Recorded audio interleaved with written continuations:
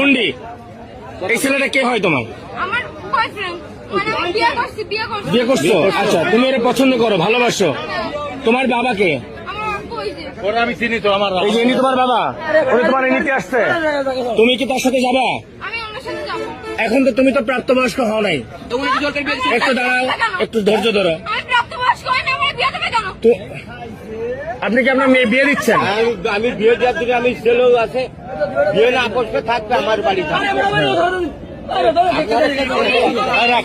যাবো। তুমি কি ওর সাথে যাবা? এখন তুমি তো প্রাপ্তবয়স্ক হও নাই। আমি ওর আব্বুর সাথে কথা বলছি।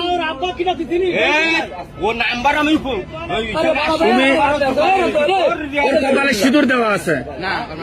আরে মুসলমান, মুসলমান এই কখন? মেয়ে দিয়েছিলাম, তাই মনে লাগছে। তোমার বাসা কোথায়? তোমার নিতে আসছো? এরা যদি এখন তোমার মায়েরা পুলিশে দেয়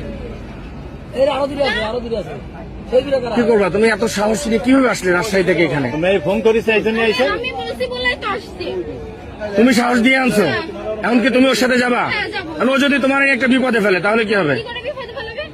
মনে করো যে একটা বিপদে ফেললো, ও তোমার একটা বিপদে ফেললো। আমার আব্বু বলছে আমি যদি চলে যাইতে চাই আমাকে চলে যাইতে বলছে। তুমি আর গায়ে হাত দেবো না, তা? আমি যা বলছি আমি আর দেবো না, দেবো না, দেবো না, দেবো না, আমি যাবো না।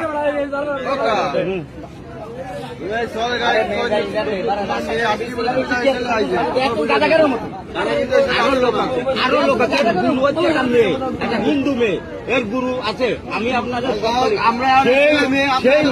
সেই মায়েও আমি আটকাইছি। না না না, প্রশাসনের বাইরে দেওয়া যাবে না। তোমরা একটু এদিকে আসো, আমার সাথে আসো। তোমরা একটু এদিকে আসো, এদিকে আসো। হ্যাঁ ভাই, এটা আমার একটু এদিকে আসো আমার সাথে। কেউ গায়ে হাত দেবে না, কেউ গায়ে হাত দেবে না, আমি তোমাকে বললাম। এদিকে আসো, আমার সাথে আসো।